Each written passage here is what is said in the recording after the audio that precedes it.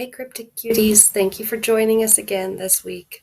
I just wanted to say it's a little different this time because we had to release a Patreon episode as Kelsey had lost her voice and we weren't able to record our planned episode, Day of the Dead Crimes episode. So that will still be coming, just to let you know. And this is our creepy campfire stories episode, which we hope you will enjoy. So we're just going to play a quick promo from Homespun Hates and then right into the show. Thanks. Oh, and if you want more of our exclusive lovely Patreon content, head on over to patreon.com/castles and cryptids. And if you're already a Patreon, thank you so much. We love you.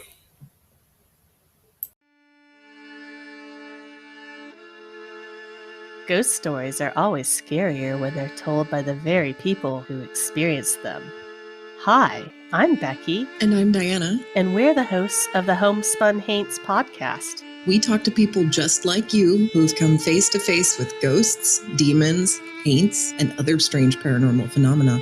All of it makes for a chilling good time. So grab yourself a sweet tea, turn off the lights, and listen to some eerie, true ghost stories on Homespun Haints, wherever you get your podcasts. I'm not scared. Are you?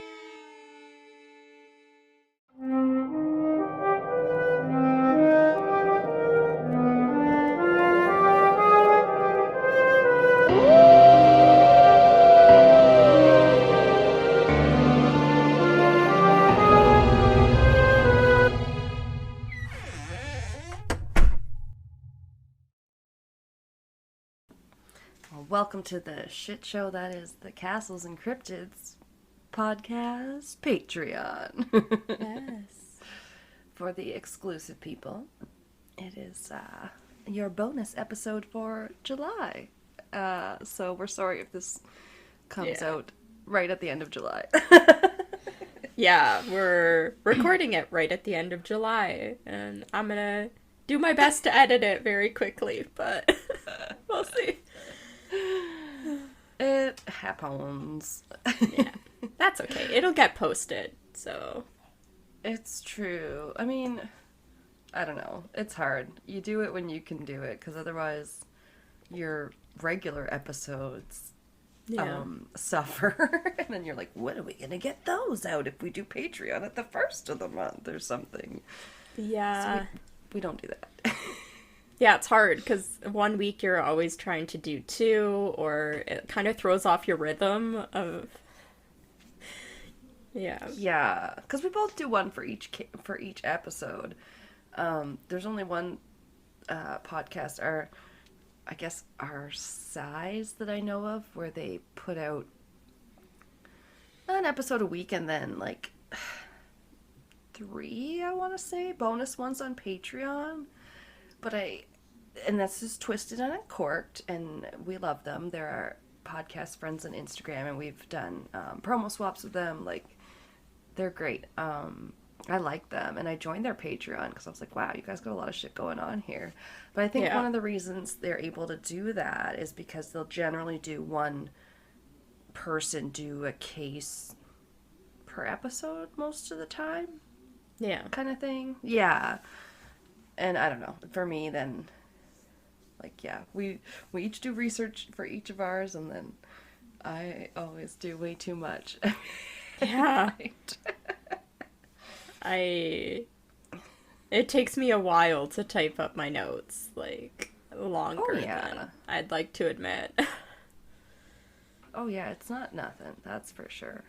But yeah, I did cut mine down from what I originally thought I was going to be able to cover for this one, because by the time I typed it up, it was already long.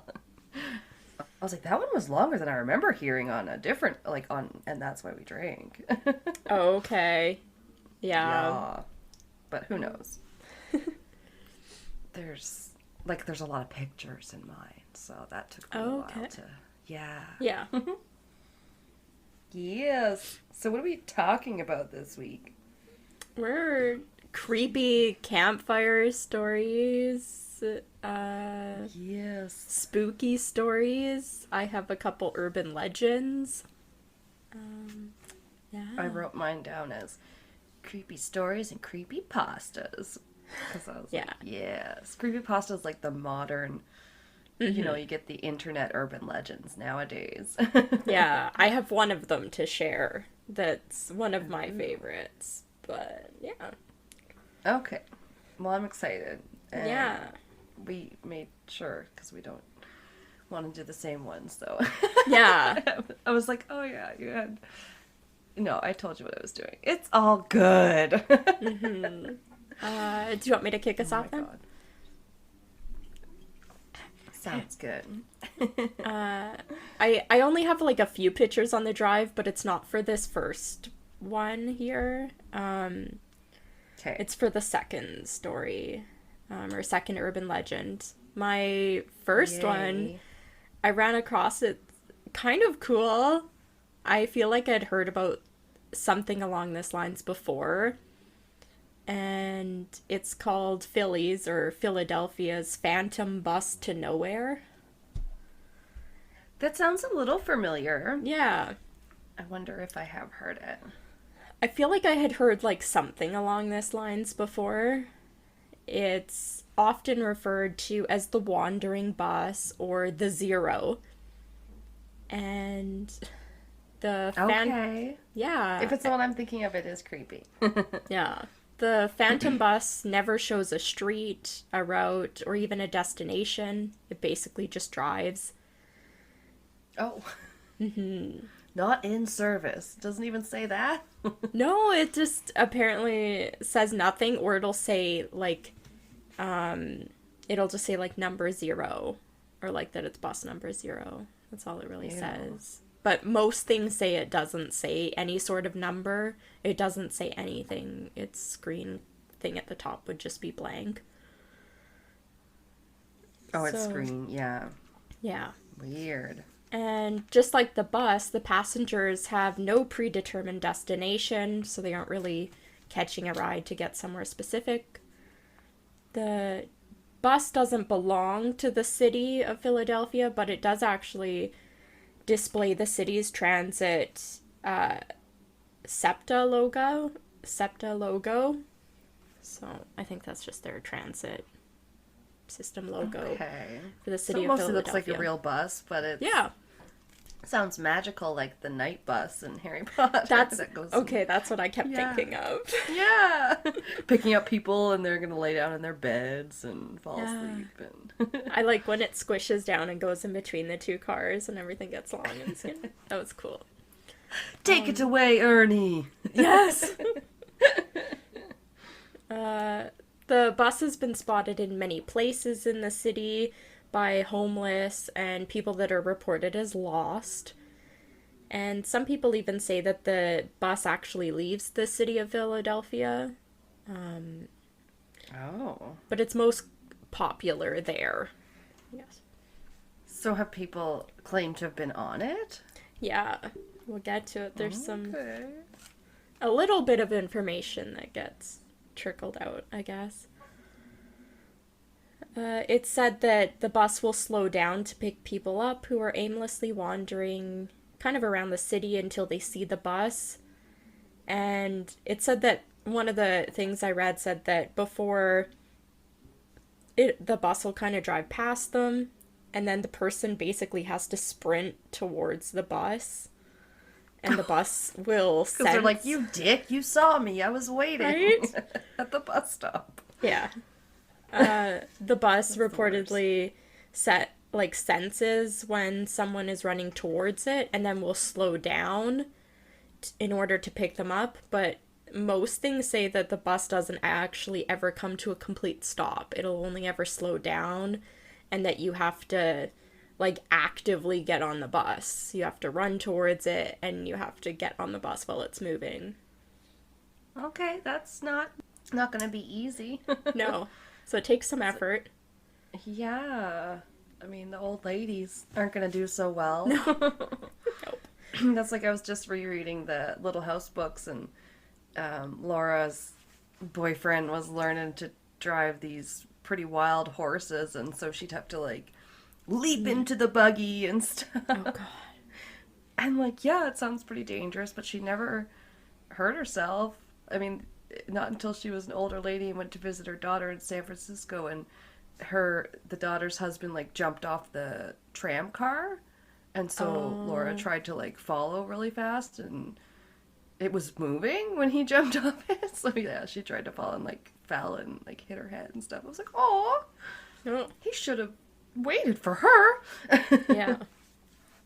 Ugh. Sorry. The passengers of the bus to nowhere typically have experienced awful things in their lives and in their past. And Oh no. yeah, this has often pushed them to kind of turmoil and them being at the rock bottom at the time that the bus comes for them. Oh, okay. So like So- it knows and it's attracted Yeah. to it. Exactly. Ew. Weird. Yeah. Some stories say that passengers are those. These were kind of examples of different types of passengers. So some can be people who got in a fight with a family member.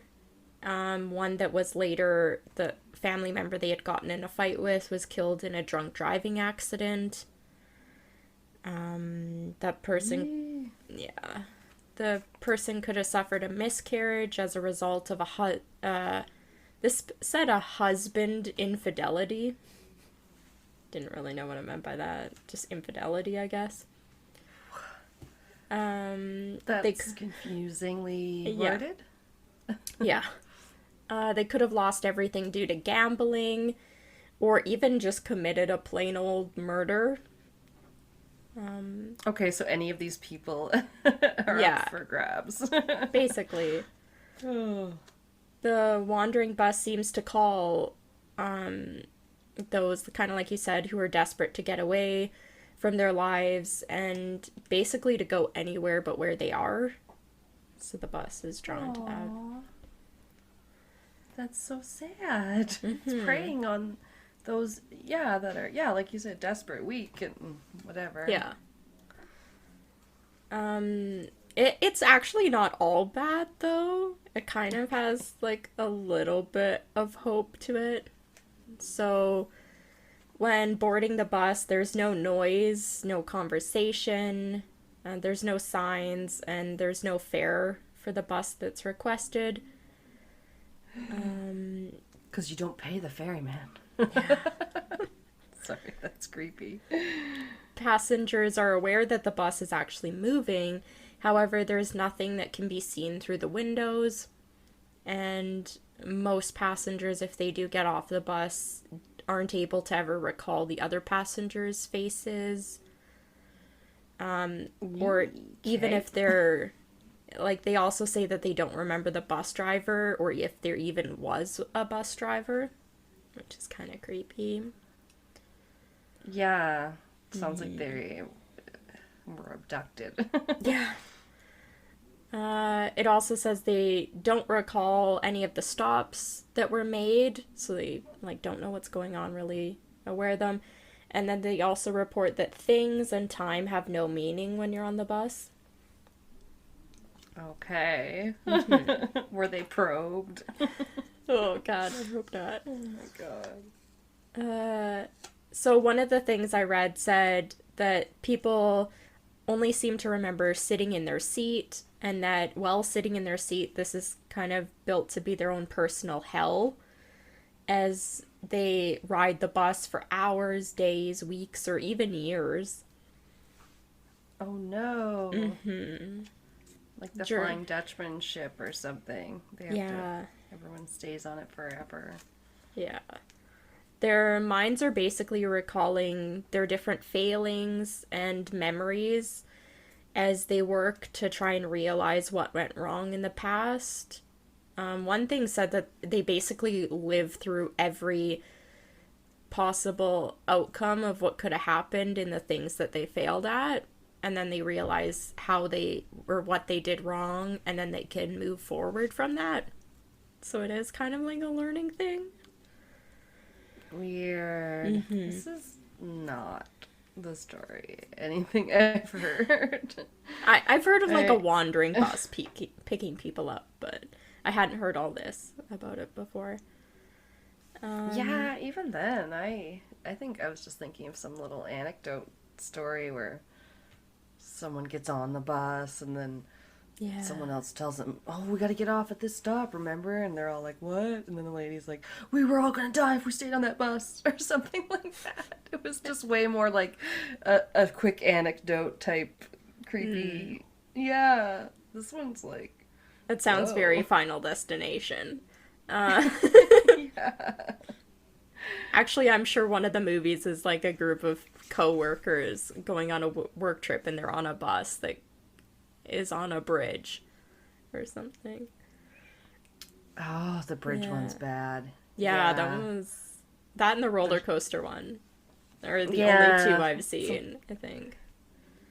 Oh, we watched a bunch of them recently. Kind of did the Yeah. not trilogy, but whatever. We skipped some of them, but yeah, a lot of times like the first one, it's a school trip, yeah, and then those are good movies. Yeah, I like them. Yeah. Oh. Yeah, so they're kind of working how to move forward in their lives. People who get off the bus say that they were able to shake out of the fog that they were in and that they regained clarity before pulling the cord to request that the bus stop for them and then getting off supposedly just where they needed to be in life. Oh my god. Yeah. Okay. So I mean, it's not terrible, but it's not great. It's like, is it where they were trying to go when they got on the bus? They're just like really, really late for work. Some Where the things hell were kind you? of, yeah, alluded to that it's like a physical location. Other things said it's more of a mental, like, place that you can be at that you needed to be, I guess. That's deep, man. Yeah. So, for the people that get off the bus, this is the last little bit. They don't really have memory of riding the bus. They only ever really remember getting off of it after they kind of shake off this fog. And those remaining on the bus continue to ride in their state of supposed despair as they work through their issues. And the last thing I have is that rumor says that one day the bus will disappear forever and those who are unlucky to be on it at the time will be lost. So, Oh my god. yeah, you don't Dun really... dun dun. Yeah. That's ominous. It's like what is that? The Twilight Zone that goes. No, I don't know if that's them, but all I can hear now is "Ferdy dirty, Ferdy dirty." That might just be what my mom says. I have no for idea. something creepy. I don't think I ever watched The Twilight Zone. Oh. I know, should. yeah, It's like I right up have. my alley. Oh yeah. It's the OG, before the Black Mirror. I know I've Yeah. seen some of it. I think it's generally the music. Yeah. Yeah, so that was my first urban legend. Weird. Yeah, the I was not zero expecting that. wandering bus. Yeah. That went really existential on me. Right? Yeah. It's a journey, man. Through it, you're gonna come through on the other side. Yeah. Crazy. My second one is actually the Bunnyman, or Virginia. It's Bunnyman. He's from a... Yes. Yeah. Let's do this. Sounds so- amazing. Yeah. It has some truth to it. I'll say that. And we'll get to Okay. it. This one's a little bit deeper of a dive. This I have the most information on. And it's not a cryptid. I feel like there's a bunny man and like a frog man or something somewhere. Oh, I'm sure there's a cryptid somewhere that's Bunnyman, but this is an urban legend to this specific place, like county in Virginia. It's very popular. Nice. Virginia people, what up?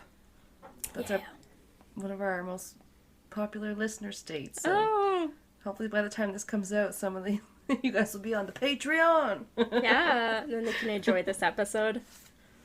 Get So, at us. One of the articles I read, I just liked the byline to it that said, "On Halloween night, don't go near the bridge in Clifton. You may get killed by the Bunny Man."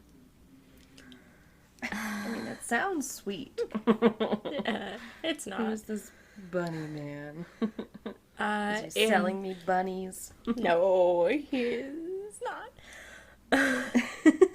So, in Fairfax County in Virginia, there is a man who's said to attack people at night with an axe or a hatchet while wearing a rabbit costume. And that is... no. Yeah. That's not nice. Oh. The Southern Railway overpass, there's pictures on the drive. The Southern Railway overpass that spans Colchester Road near Clifton, Virginia, is sometimes called the Bunnyman Bridge. Oh, nice. I want There's... to go there. It's very popular on Halloween night, let's say that. The Bunnyman story or urban legend has a bunch of different variations. There's different ones about who the identity of Bunnyman is, his motive for attacking people, the weapons he uses, who his victims were, and even what the costume is, like coloring and whether or not it's a bunny, I guess. It's bunniness. It's bunniness, yeah. Some accounts even state that Bunnyman died a long time ago and is now actually a ghost or a specter that comes out each year on Halloween to commemorate his death. Well, isn't that nice? Yeah. I think it's just basically the first two pictures. Yeah, I only had a couple pictures for this. That wasn't a lot. This is an axe. Oh, a hatchet. Yeah. Okay. Oh my Yeah. God. So I have quoted, this was like a good write-up by Ali Schwelzer on whamu.org. WAMU. Whamu. Oh, yes, that website. Right? I don't know. Great name. So she wrote this. It says, local journalist Matt Blitz says he heard the legend of the Bunny Man as a teenager growing up in Fairfax County. The story as he tells it is that in 1904 there was an asylum not far from this bridge. Clifton residents didn't like the idea of mental patients near their new homes, so they got it shut down and all the patients were taken by bus to Lorton Prison.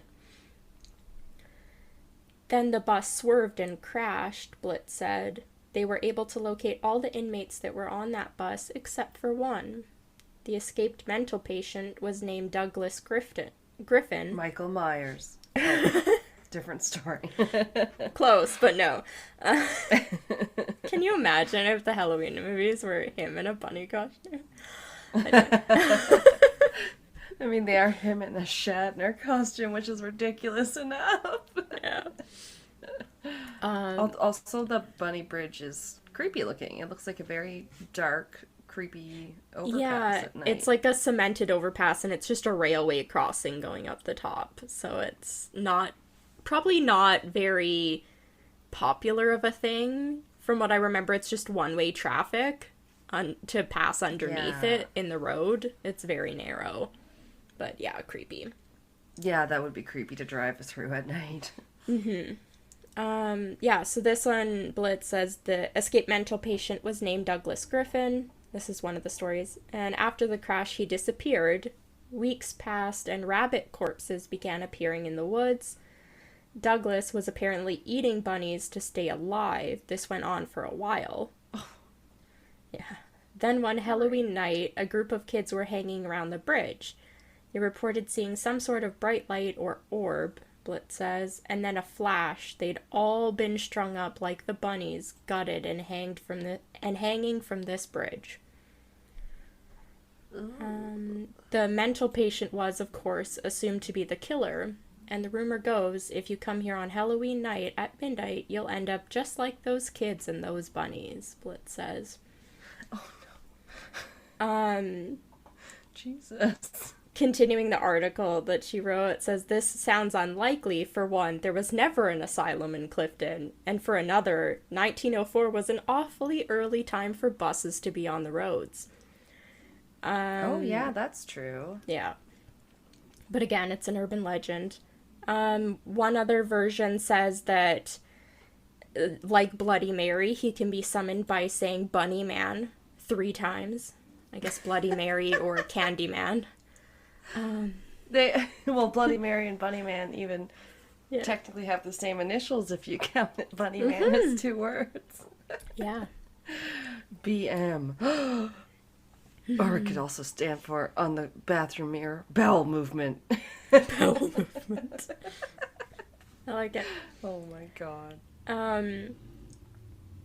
So I think this was, I can't remember where I got this from. Maybe I typed this up. Who knows? And nobody knows. A man named Timothy C. Forbes penned an extensive tale that he claimed started in 1904. Oh, this was a different variation. When a bus transporting prisoners from an asylum in Clifton, Virginia crashed and the convicts escaped, police found all but 2 of them. So this one says there was 2. There was a Marcus Walster and Douglas Griffin. And while on the hunt for Walster and Griffin, investigators continually stumbled upon the carcasses of dismembered and half-eaten rabbits in the forest. Then, while searching near the Colchester Overpass, a railway bridge near Clifton that is today known by locals as the Bunnyman Bridge, they found Walster's body. His cold, stiff hand was clutching a handmade hatchet. So that's another variation of it. He just took down his buddy in that one. Yeah. Or his fellow inmate, I guess. Right? So that brings me to, as I said, it's kind of rooted in truth. So there is some real attacks that were reported. Really? Yes. And they're old. Not as old as 1904, but they're still old. So there's a historian and archivist in the area, Brian A. Conley, and he's extensively researched the legend of the Bunnyman after getting tired of people contacting him to find out if the Bunnyman was real, and him and his team basically saying, "I don't know." So he decided to research it. Great. Yeah. I mean, he's a historian in the area. He's a local historian, and he didn't know. So he wanted to look it up. He was able to uncover 2 incidents that happened just 10 days apart in the late 1970s in Burke, Virginia, in which a man in a rabbit costume threatened people with an axe. Oh my god. So this could be what spawned it all. The first attack happened on October 19th, 1970, when U.S. Air Force Academy cadet Robert Bennett and his fiancée were visiting relatives in the Guinea Road at about midnight, and they were driving home from a football game. They parked their car kind of in a field that was near the street so that they could walk across the street to visit an uncle who lived there, nearby. And they were still parked in the car. They had basically just parked it, and they were sitting in there. The vehicle was still running, and they noticed something moving outside the rear window.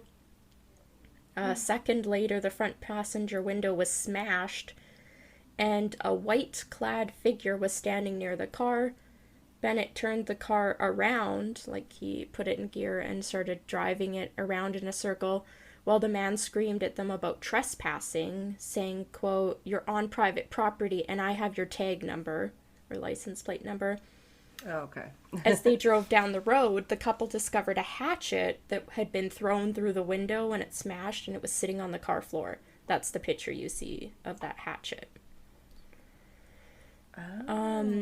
They contacted the hatchet. Yeah. They contacted the police, and Bennett insisted that the man was wearing a white suit made of fur with long bunny ears. And his fiancée kind of contradicted him and said that the suit, what the guy was wearing, didn't have ears, but he was wearing a white capiero. I don't know what this word is. I looked it up, and it's basically the KKK pointy hat. So she's saying he's wearing that, and that fiance, Bennett, is saying he was dressed like a bunny, and she's basically, he's part of the KKK. Either way. Either way. Same price, either way. Yeah. They did say that they saw, this doesn't really make sense to me. They say that they saw his face clearly, but in the darkness they couldn't determine his race. But they saw his face very clearly. But they don't know if it was black or white. Yeah. They did, as you see in the picture, they provided that hatchet to the police, who in the 1970s couldn't really do anything with it, so they basically just returned it to the couple shortly after their investigation. Okay. As I mentioned, there was two sightings of this that happened 10 days apart. So the next one was just before Halloween on October 29th, 1970, when a construction security guard named Paul Phillips approached a man who was standing on the porch of an unfinished home in Kings Park West on Guinea Road, so the same road. Phillips, the security guy, said that the man was wearing a gray, black, and white bunny costume, and he appeared to be about 20 years old, about 5'8", and around 175 pounds. The guy was chopping at the porch post with a long-handled axe, and he has a whole thing about trespassing, saying, quote, "You are trespassing. If you come any closer, I'll chop off your head." Oh, so great. Yeah, he's got issues with trespassing. The police, they tried to investigate both of these encounters, I guess, and they were later closed due to lack of evidence. They just didn't really have anything to go on. And in the following weeks, more than 50 people contacted the police claiming to see the Bunnyman. This was in the 1970s. And several newspapers, including the Washington Post, reported that the Bunnyman had eaten a runaway cat. Yeah. How do they know? I don't know. The Washington Post articles that mentioned this incident were entitled "Man in Bunny Suit Sought in Fairfax." The rabbit, in quote, reappears. Bunny man seen. Bunny reports are multiplying. That one's good. I like that one. Yeah. Yeah. A few years later... can there be? Right? How many people would have bought a bunny suit or whatever? Yeah. A few years later, in 1973, Patricia Johnson, a student at the University of Maryland, submitted a research paper that chronicled precisely 54 variations of the two incidents. Wow. So there's a lot of, mis-talking about it, but I did find two of the articles. They're not very long. So the one that was man in bunny suit sought in Fairfax, this was one about the couple in the car. So this was the Washington Post in 1970, said Fairfax County Police said yesterday they're looking for a man who likes to wear, in quotes, a white bunny rabbit costume and throw hatchets through car windows. Honest. Air Force Academy cadet Robert Bennett told police that shortly after midnight last Sunday, he and his fiancée were sitting in a car on the 5400 block of Guinea Road when a man, quote, dressed in a white suit with long bunny ears, ran from the nearby bushes and shouted, "You're on private property and I have your tag number." The, quote, rabbit threw a wooden-handled hatchet through the right front car window. The first-year cadet told police, "As soon as he threw the hatchet, the rabbit skipped off into the night," police said. Bennett and his fiancée were not injured. Police say that they have skipped off, he didn't jump off. Right. Or hop off. Yeah. Police say they have the hatchet, but no other clues in the case. They say Bennett was visiting an uncle who lives on the street where the vehicle was parked. The cadet was in the area to attend last weekend's Air Force Navy football game. And then another article I found that was "The Rabbit Reappears." This was Yeah, this was the other incident. A man wearing a furry rabbit suit with 2 long ears appeared again on Guinea Road in Fairfax County Thursday night. Police reported, this time wielding an axe and chopping away at a roof support on a new house. Less than 2 weeks ago, a man wearing what was described as a rabbit suit accused 2 persons in a parked car of trespassing and heaved a hatchet through a closed window. They were not hurt. Thursday night's rabbit, wearing a suit described as gray, black, and white, was spotted a block away at 5307 Guinea Road. Paul Phillips, the security guard for the construction company, said he saw the rabbit standing on the front porch of a new but unoccupied house. Phillips said, I started talking to him, and that's when he started chopping. He said the rabbit told him, all you people trespass around here. He said the rabbit told him as he whacked 8 gashes into the pole. If you don't get out of here, I'm going to bust you on the head. The anti-trespassing rabbit. Yeah. I'm going to chop this house down. Phillips said he walked back to his car to get his handgun, but the rabbit carrying a long-handled axe ran off into the woods. The security guard said the man was about 5'8", 160 pounds, and appeared to be in his early 20s. So that was the 2 articles I found. Oh my god. Yeah. So the bunny man lives. Like a game of telephone, from like the one girl even saying she found 54 variations. The urban legend has kind of changed from one to the other with increasingly imaginative details. Today, the Bunnyman legend has traveled far beyond Fairfax County, where the Bunnyman t-shirts, beer, and a Bunnyman horror movie franchise. I want to watch that. Oh my god. Of course there is. As that historian Conley researched, the true story of the Bunnyman has circulated online, from like what I accessed. Some do refuse to believe that he's telling the truth. There are some people out there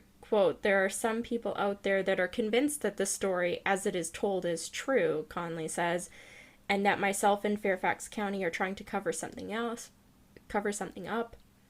Oh. Yeah. Devious. What do they think they're trying to cover up? I don't know. Oh god. Conley says, well, it's fun debunking the Bunnyman legend. It's even more fun to believe it. And that's true. Today, the Bunnyman Bridge is plastered with no trespassing signs in an effort to dissuade curious onlookers from clogging up traffic on the one-lane road. Or clobbering anyone. Yeah.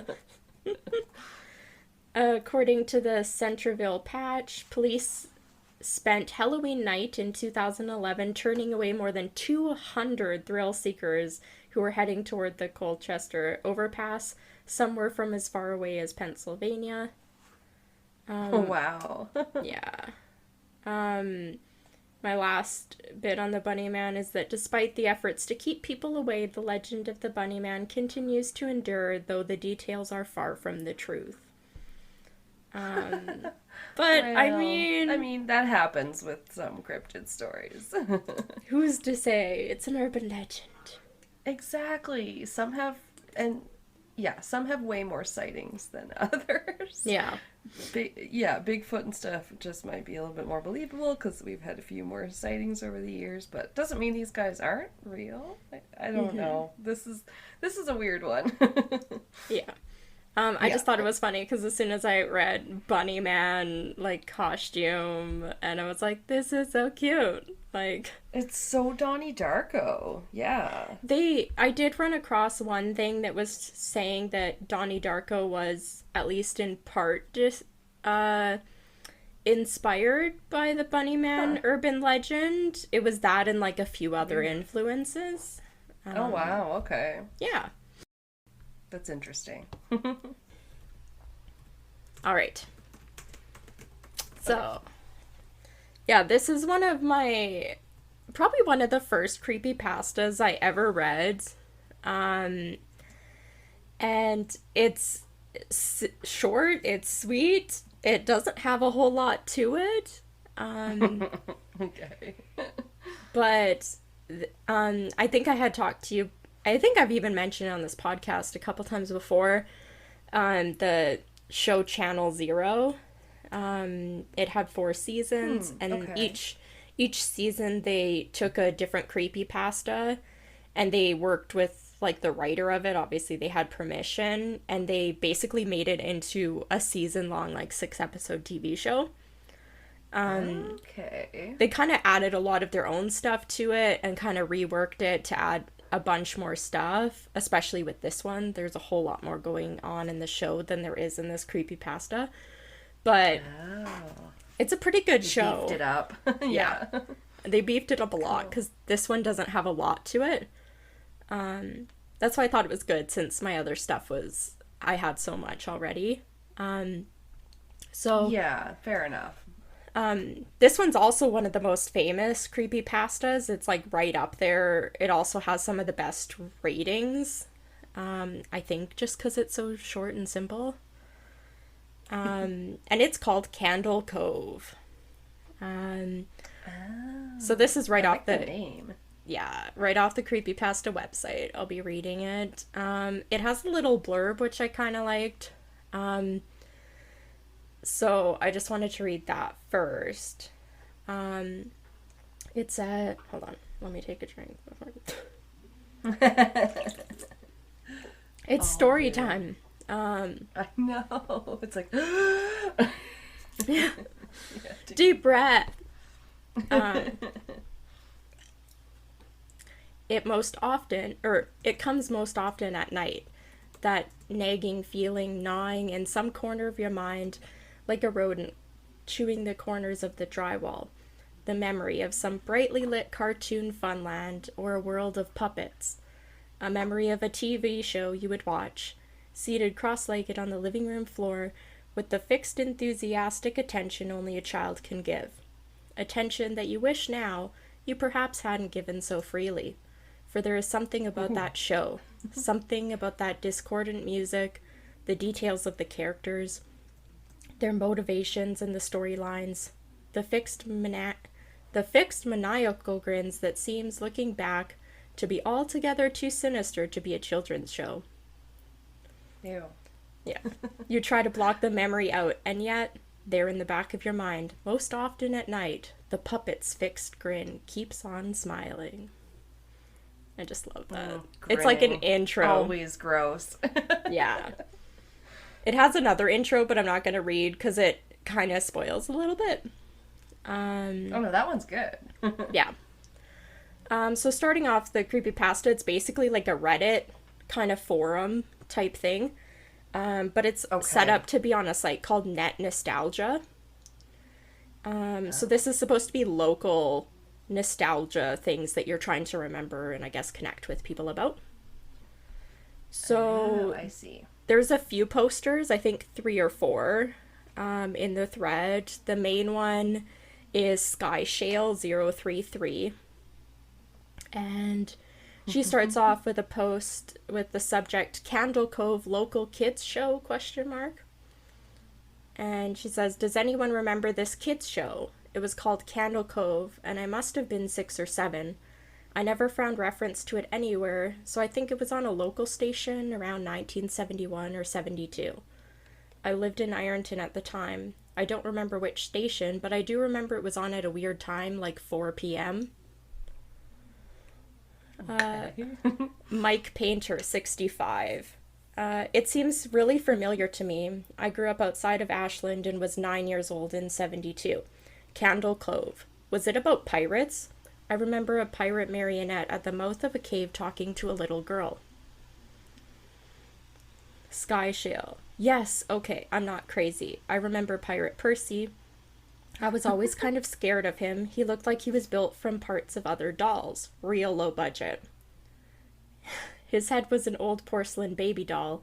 Looked like an antique that didn't belong on the body. I don't remember what station this was. I don't think it was WTSF, though. I think that's one of the local stations. WTF, maybe. Yeah, it kept throwing me off because I was like, WTSF. Right. Okay, yeah, you did say F, yeah. Then Jaren 2005 posts, sorry to resurrect this old thread, but I know exactly what show you mean, Sky Shale, the original poster. I think Candle Cove ran for only a couple months in 71, not 72. I was 12, and I watched it a few times with my brother. It was channel 58, whatever station that was. My mom would let me switch to it after the news. Let me see what I remember. It took place in Candle Cove, and it was about a little girl who imagined herself to be friends with pirates. The pirate ship was called the Laughing Stock, and Pirate Percy, Pirate Percy wasn't a very good pirate because he got scared too easily. And there was Calliope. That sounds familiar. Yeah. Weirdly enough. Yeah, there's this music constantly playing. Don't remember the girl's name. Janice or Jade or something. Think it was Janice. Sky Shield comments. Oh my god. It's Jan. Yeah.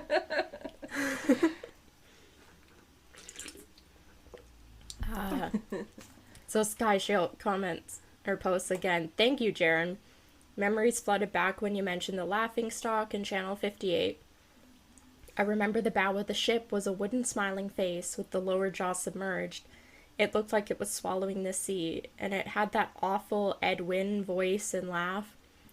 I especially remember how jarring it was when they switched from the wooden plastic model to the foam puppet version of the head that talked. Okay, what the... Okay. Mike Painter. Haha, I remember now too. Do you remember this part, Sky Shale? You have to go inside. Yeah, what? Sky Shale. Oh, Mike, I got chill reading that. Yes, I remember. That's what the ship always told Percy when there was a spooky place he had to go in, like a cave or a dark room where the treasure was, and the camera would push in on Laughingstock's face with each pause. You have to go inside. With his two eyes askew and that flopping foam jaw and the fishing line that opened and closed. It looked so cheap and awful. Do you guys remember the villain? He had a face that was just a handlebar mustache above really tall, narrow teeth. And then we have a... No eyes. We'll get to it. The next poster's name is Kevin_Hart. All I can think of is Kevin Hart. Oh my god. It says... Yeah. He says, I honestly thought the villain was Pirate Percy. I was about 5 when this show was on. Nightmare fuel. Jaren. That wasn't the villain, the puppet with the mustache. That was the villain's sidekick, Horace Horrible. He had a monocle too, but it was on top of the mustache. I used to think that meant he only had one eye. But yeah, the villain was another marionette. The Skin Taker. I can't believe what they let us watch back then. Kevin... Sounds like Tales from the Crypt and Mr. Rogers had a baby. Yeah. Kevin Hart again. Jesus H. Christ. The Skin Taker. What kind of a kids show were we watching? I seriously could not... It's a fucked up one. I seriously could not look at the screen when the Skin Taker showed up. He just descended out of nowhere on his strings. Just a dirty skeleton wearing that brown top hat and cape. And his glass eyes that were too big for his skull. Christ almighty. Sky Shale. Wasn't his top hat and cloak all sewn up crazily? Was that supposed to be children's skin? Mike Painter. Ew. Yeah, I think so. I remember his mouth didn't open and close. His jaw just slid back and forth. I remember the little girl said, "Why does your mouth move like that?" And the Skin Taker didn't look at the girl, but at the camera and said, "To grind your skin." Sky Shale. I'm so relieved that other people remember this terrible show. I used to have this awful memory, a bad dream I had where the opening jingle ended and the show faded in from black, and all the characters were there, but the camera was just cutting to each of their faces, and they were just screaming. The puppets and the marionettes were flailing spastically, and just all screaming. The girl was just moaning and crying like she had been through hours of this. I woke up many times from that nightmare. I used to wet the bed when I had it. Kevin Hart. I don't think that was a dream. I remember that. I remember that was an episode. Sky Shale. No, no, no, not possible. There was no plot or anything. I mean, literally just standing in place, crying and screaming for the whole episode. Kevin Hart. God. Maybe I'm manufacturing them. I know, right? Every time. Yes. There's not much left. It kind of cuts off abruptly, but I still like it.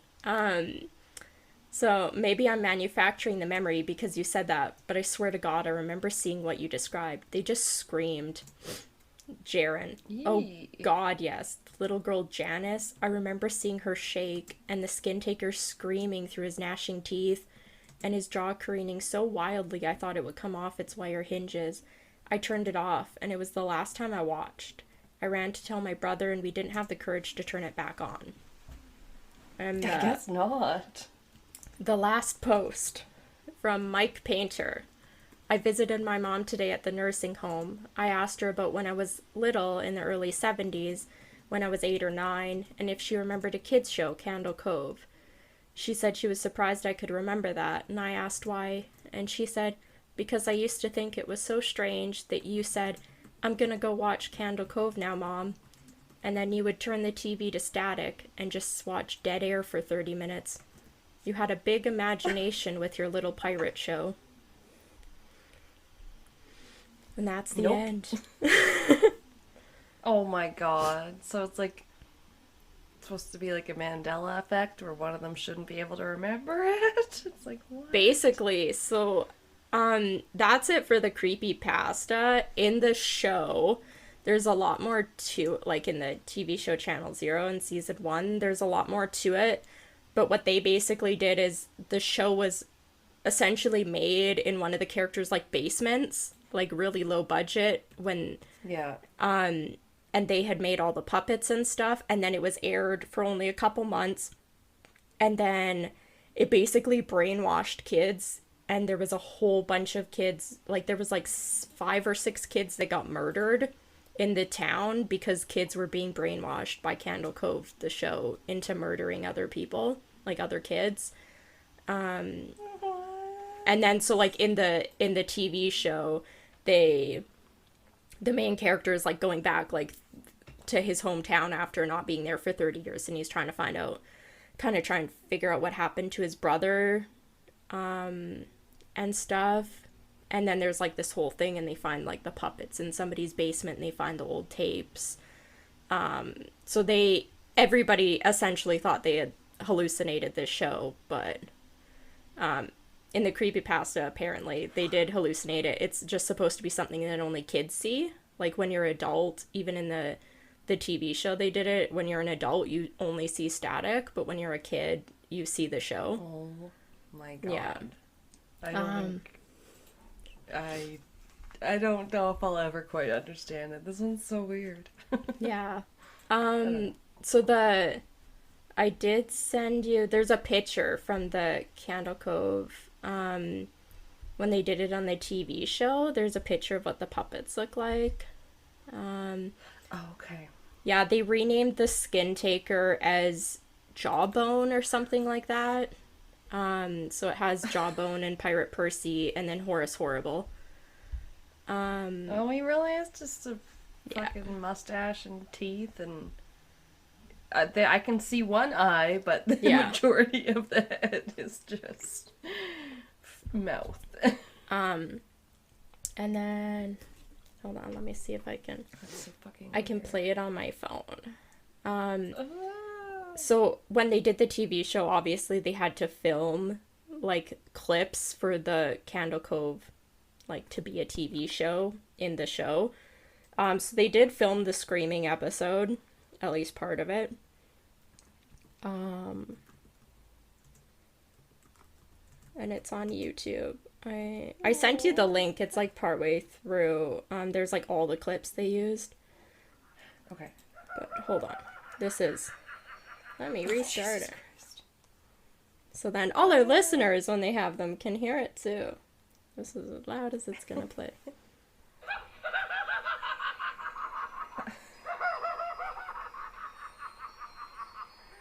It's not a whole episode.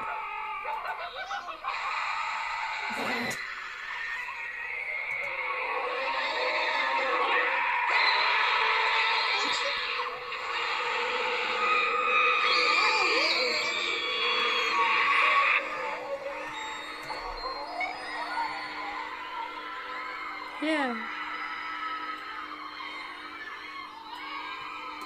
But there's that was creepy. There's a good little one if you look it up, Candle Cove clip 1. There's Bravery Cave. That one you can see the laughing stock ship talking, and they do that you have to go inside. And then you meet Horace Horrible, and he looks at the camera and is like, I see you. And it's pretty creepy. But I'm not going to play that one because that's like almost 4 minutes long of like an episode. But yeah.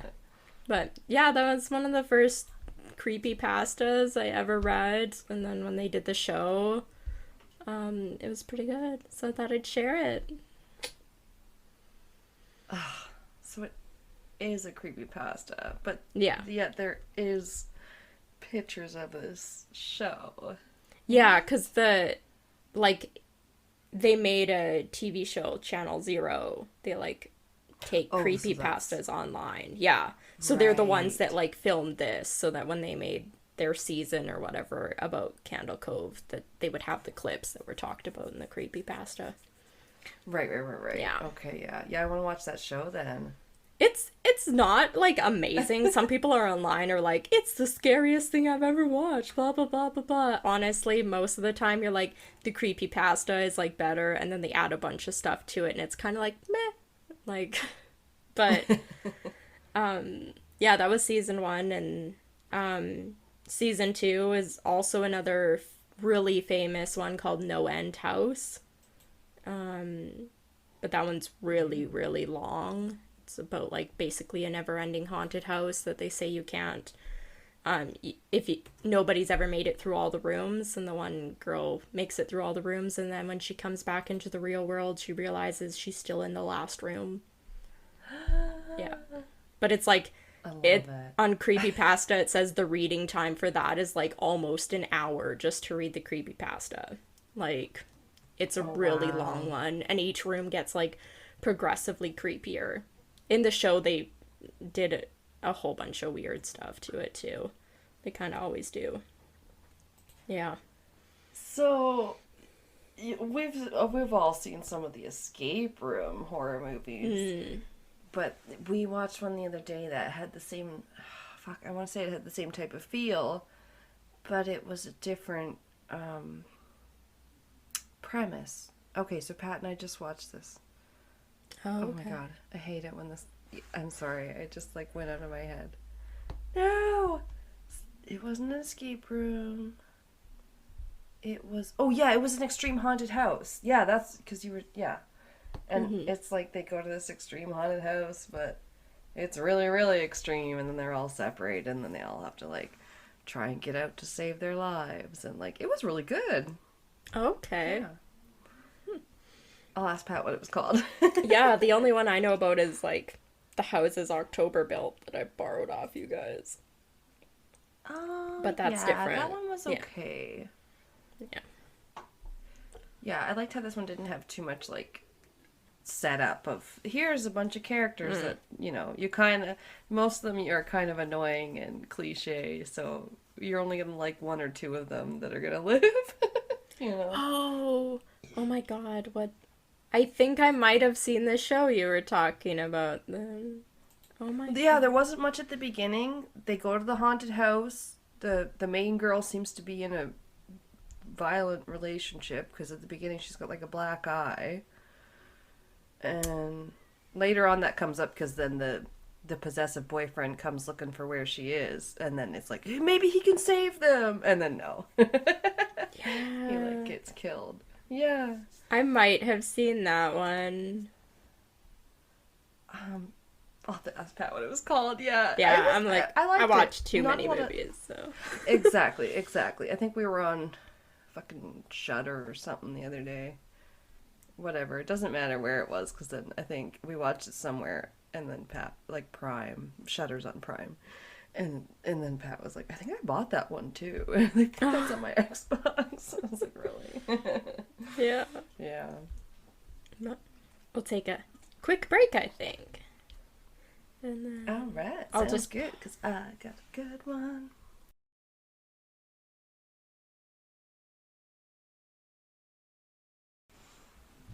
Yes, it was called Haunt. It was called Haunt? Yeah. Apparently. I was like, oh yeah, that's right. I'm trying to find the one I watched. Because it was good. It was like a creepy house, and then it was kind of like a B movie where it's just like is shit and everybody kind of sucks. You're like, I don't feel bad that you're about to die, kind of thing. But it was pretty good. Like I'm trying to find it. I find that the characters in horror movies, they're like that. They'll make like one person that you're gonna root for. Yeah. We did that. Oh, it was called Mansion. The Mansion. Oh. That's what it is. Thank you, Letterboxd. I like had to go through like every movie I've ever watched. I'm just scrolling in reverse. Being like, yeah, The Mansion. I think it was on Netflix. It might still be on there. And the first review says, I think this is some sort of competition to find the most annoying person in France. Not a ringing endorsement. No, but I mean, they all get brutally murdered. So it's like, that's kind of great. Because they're just terrible characters. They're terrible people. Yeah, another one I like is Final Girl or Final Girls. That one was good. Oh, I feel like that one's on our list. I don't know if we watched it. It's so good. I love it. Because they know that, like, they get sucked into the horror movie, so they know they're in it, and they know the plot of the movie, because it's like a cult classic. So, like, we just have to survive to the end and stuff, and then they all keep getting murdered. And then, basically, anytime, like, they basically reach the end of the 90-minute movie, and then the movie just resets, but out of them that got sucked into the movie, those ones stay dead, but all like the other characters that are actually in the movie are just like, we're alive again, and they're like doing stuff, and they're like, oh my god. Like, oh, so they don't get out of it because it just keeps going. It just keeps resetting, but they're losing people. But it was good. It has some like funny things, and they end up kicking ass at the end. Like, they figure that shit out. And it's got... That's always satisfying. It's got Bjorn from Vikings in it. It's a few years old, so he's like teen-looking Bjorn, but... Oh, baby Bjorn. Baby Bjorn. Baby Bjorn. Yeah. It was a baby Bjorn is a baby holder. That always makes me laugh. Yeah. Yeah, it was... That's funny. It was a good movie. I really liked that one. Yeah, he's hot. Alexander, isn't his name? Something. Yeah.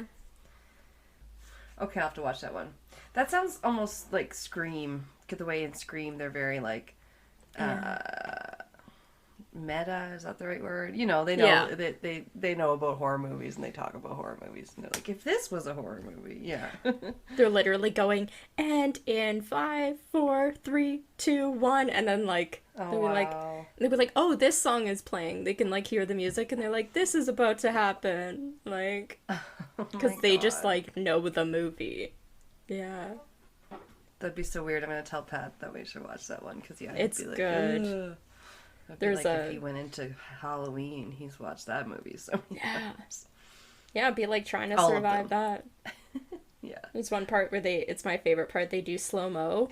So they jump out of a window, and like the killer guy's after them, so they jump out the window and they're like slow motion falling, and they're just going, we're in slow motion. And they're like, oh no. And then they like land, and then the guy like comes out, and they're just like watching him. They're like, we have to go. So like Loki in that one Marvel movie. I've been falling for 30 minutes. Yeah. Yeah. That's my favorite scene. It's very like cinematic. The guy, he's like on fire and he like jumped out of a second story window and he's like slow motion falling towards them. And they're like, oh no. It's like, yeah. To add seriousness, just make everything slow-mo. Yeah, right? Oh my god. I feel like I wanted to watch it because it was produced by Eli Roth. He does that good series, as well as the horror movies he's done, like Hostel, but he does that series on horror movies that breaks them down. Yeah, History of Horror or something like that it's called. Interesting. Yeah, it's good. They'll have like Quentin Tarantino on there and different people. Oh yeah, that's cool. Oh, cool. Right, so mine's a very modern story. No. It's also from the interwebs. From a place a dark place that we don't go to a lot. Twitter. Oh. Yeah. So I don't think I would have heard about this one if I didn't hear it on. And that's why we drink. Because I don't tweet. I don't Twitter. I'm not on the tweeters.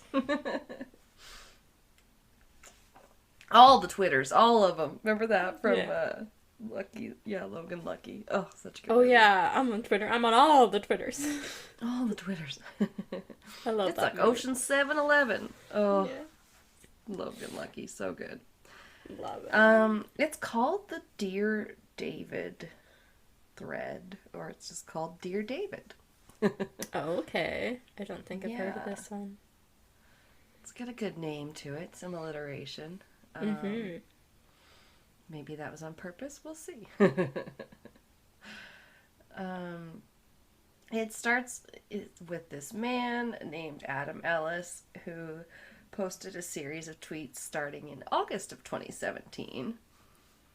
I think I had a Twitter then, but literally we like made one for work. So anyway, yeah. I don't know. They're like, unless you've been under a rock on Twitter this year, you'll have heard of this case. I'm like, well, I guess we were under a rock. And his username was @MobyDickhead. That's pretty good. I like. I was like, oh, yours has a good username. I was like, mine does too.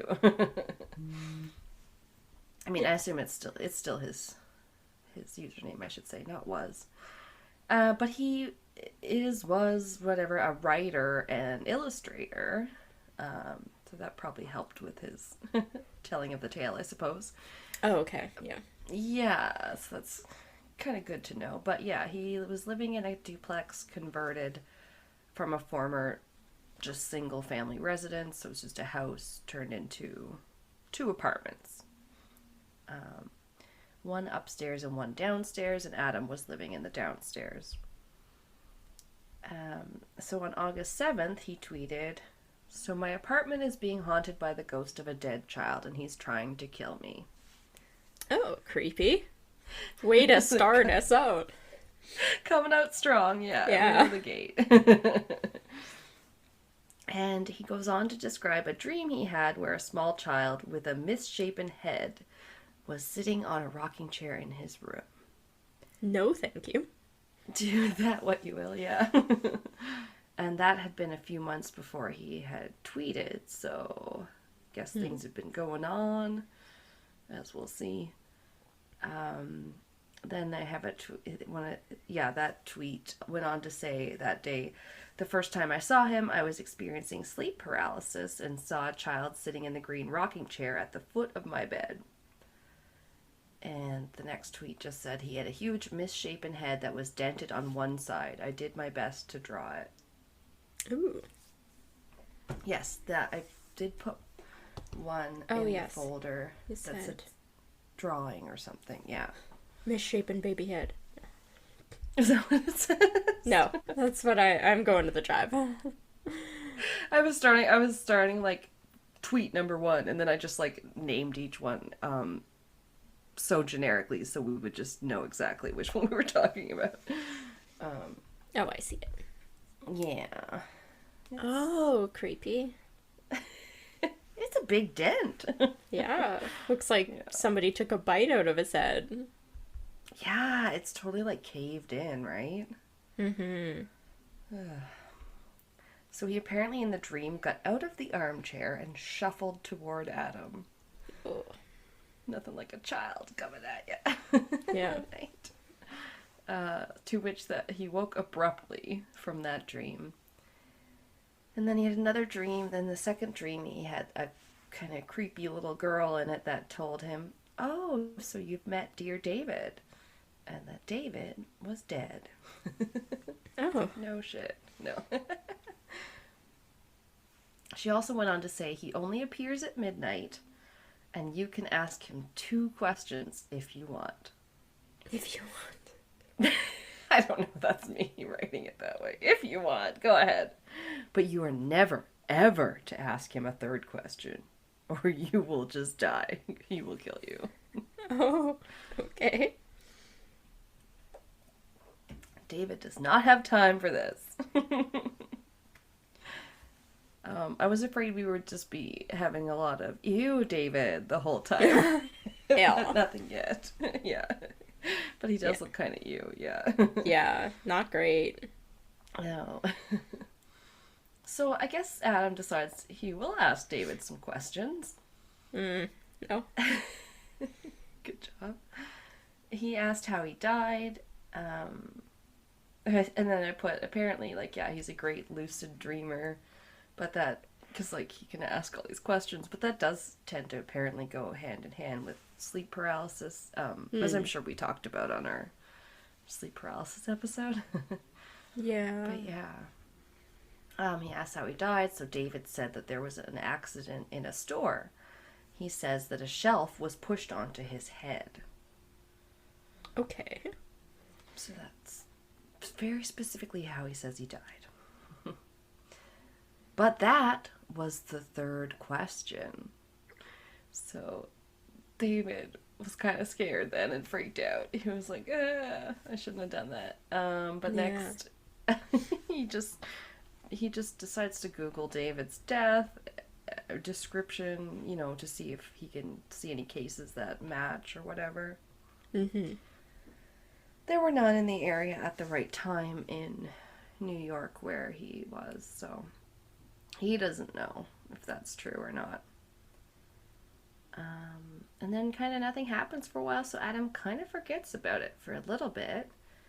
And when the upstairs apartment of the duplex became vacant, he moved upstairs. Oh, okay. Yeah, so it's all cool. He hasn't seen David in a while. Maybe David won't move upstairs after him. You can hope. Yeah, this wouldn't be very long if he didn't. So, not long after he moved upstairs, his 2 cats started to behave strangely and thus reminded him of the sinister nightmares that he had been having. Gotta count on your animals. Count on your cats. So, I think you'll like the 2 cats. They're named Pepper and Maxwell. Aww. Yeah. And Pepper is, if we look at pictures later, Pepper is the black one. So that name makes sense. Yeah. But then they would gather at his front door, his apartment door, every night around the same time. And it was always at midnight. Creepy. Yeah, and that's what, when she said David came out at midnight. So yeah, it was weird for them to do that. It's not like they were outdoor cats or anything. And they did this every night for 6 nights. Just go up to the door and stare. Creepy. Yeah, it does sound creepy. I don't like it when the dog barks at seemingly nothing. Yeah. It's like, what do you know that I don't know? Before we started recording, it was maybe around like 6:30, and it was sitting on the couch, and my laptop wasn't doing anything, my phone wasn't doing anything, and all of a sudden, I swear, I mean, if it didn't come from outside, I'm gonna get murdered tonight, because I heard music box, like a music box, like do do do do do, like little ballerina, ding ding ding, like music, clear as day, and Gordo just like turns and like looks down the fucking hallway, and I was like, thank you, no.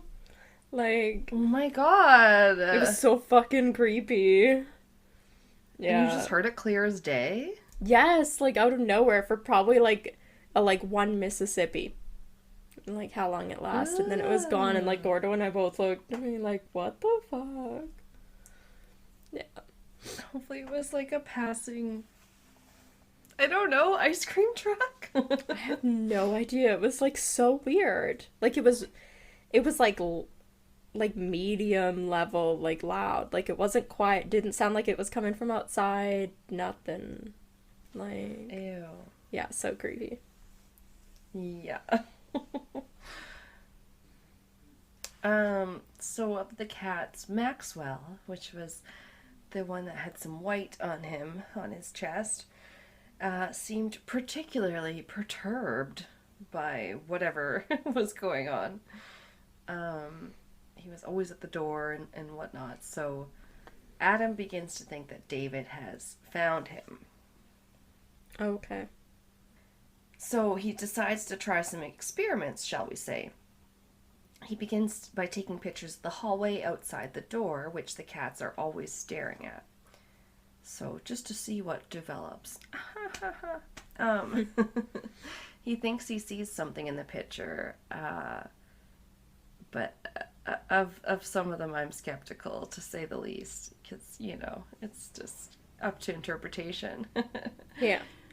I should have a picture of this one too, because in this he thought in the brightened up picture that he saw something lurking in the shadow of the banister.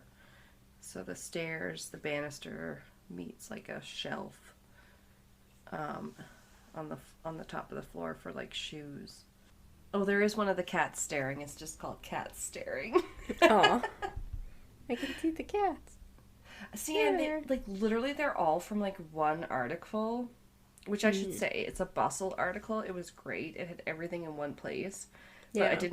I wanted to have most of the pictures here so I could just refer you to them, and hopefully you wouldn't have to see other ones and spoil yourself. But they are kind of all intermixed, so I suppose it's hard not to see some of them. Yeah, there's one called Stairs. So Okay. that would be the one where he just thought he saw something lurking at the top of the stairwell. But yeah, I didn't really see anything myself. Yeah, I don't really see anything. No. There's going to be a bit like that where, because he's tweeting everything, the internet will start to go through it and see if they see things, and a lot of people saw things.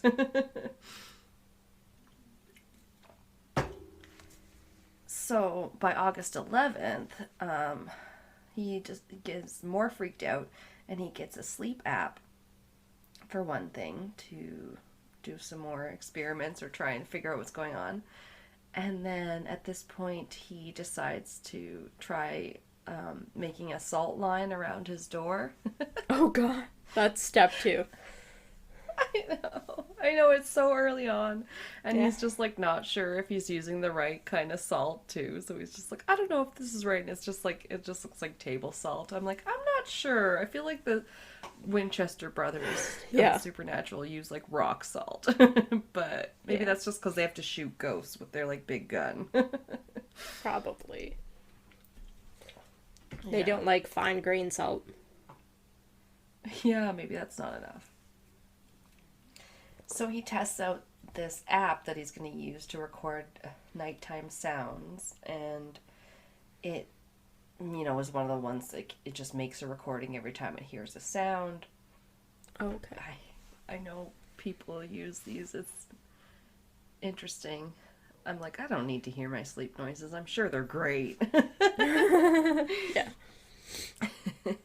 My family always said I sounded like Darth Vader because I just always breathed heavy because asthmatic, whatever. Yeah, my parents sound very much like that.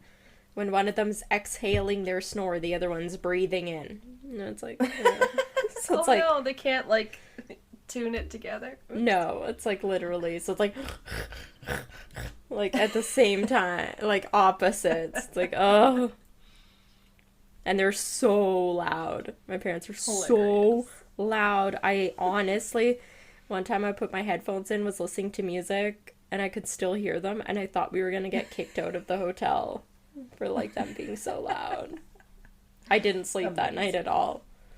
Like, hey, some of us are mouth breathers because we have nose polyps and shit. Anyway. I'm a mouth breather. Like, everybody in my family is. But I was gonna say, yeah, I don't think you're a loud breather. No.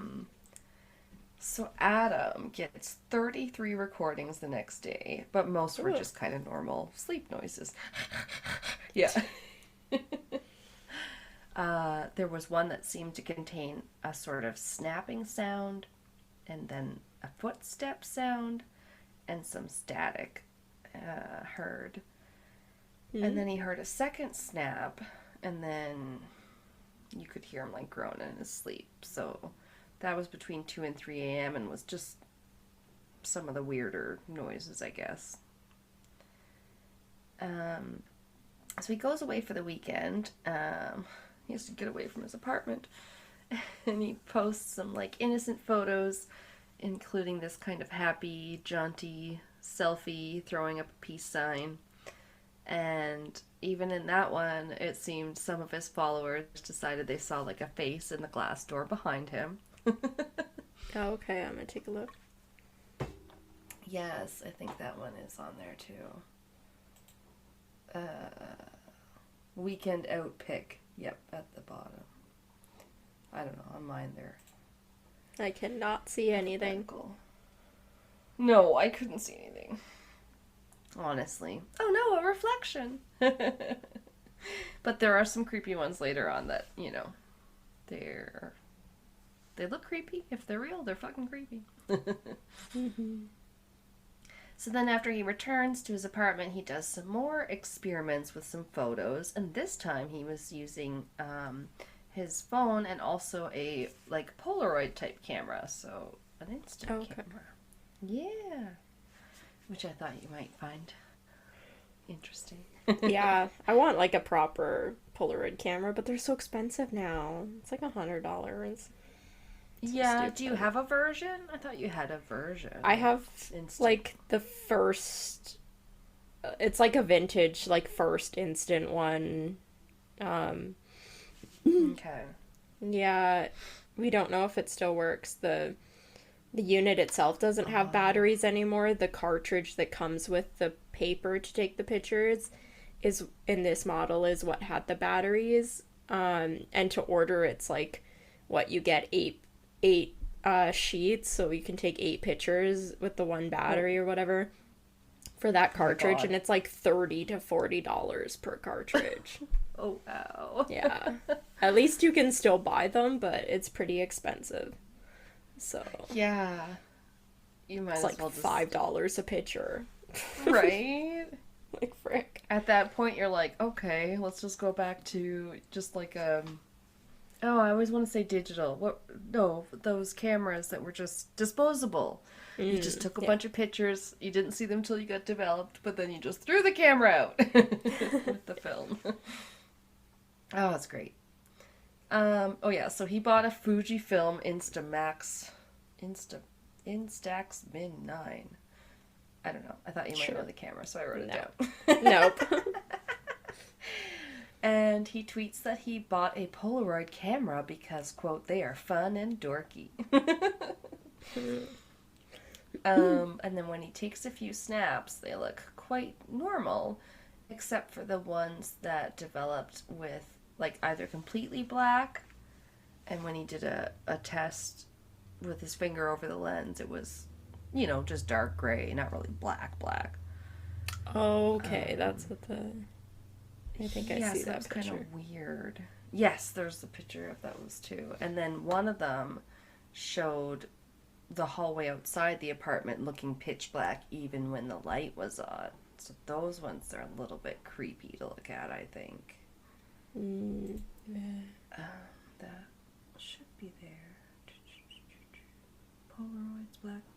There's one called like hallway comparison. Yeah, that's creepy. Yeah. And with that, I was like, yeah, but you could...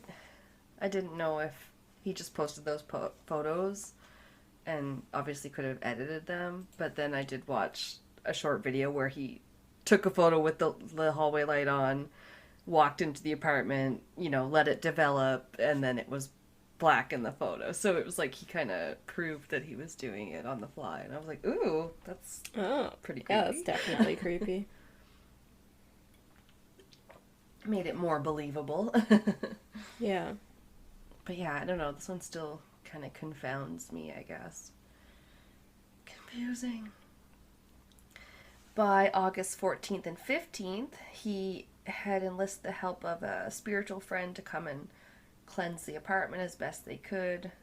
I think with sage. And then I said, insert obligatory, we're white, so we shouldn't use sage.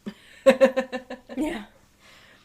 Because I guess a lot of, like, white sage and stuff is pretty endangered and yeah, should just be for the Native Americans. Mm-hmm.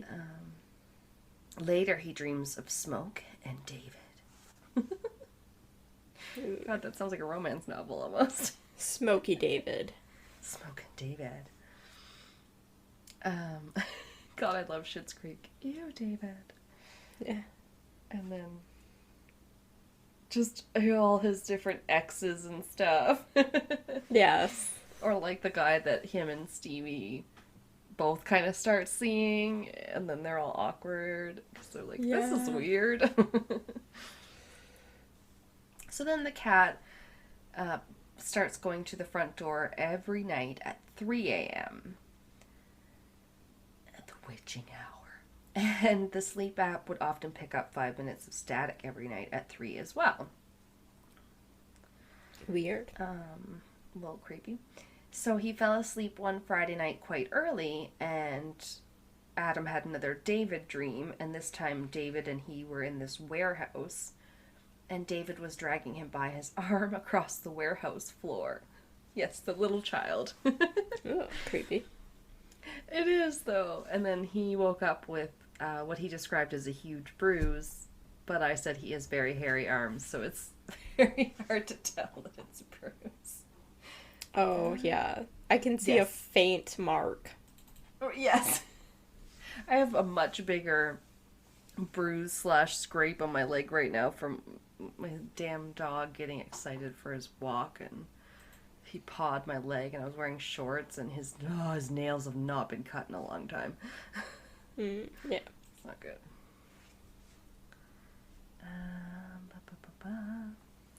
So the next day after the warehouse dream, he passes by a warehouse that is near his place that is usually busy, but on this day was eerily silent. The rolling doors were left open, and he saw a single green chair inside. Green like the chair that David likes to appear on. Okay. Yes. So that chair isn't one that Adam has in his house? No, it wasn't exactly the same. That's what I wondered too. But Adam usually sees David on this kind of green rocking chair, they call it. Mm-hmm. By the time he came back from the coffee shop on his way home, the warehouse was closed again. And that night the cats wandered over to the door crying at about 10 p.m. So they changed up their routine. Yeah. Maybe he just needs to feed them more. No, I don't know. I'm just kidding. But animals are weird, right? Like, you would know. Your cat probably does weird things.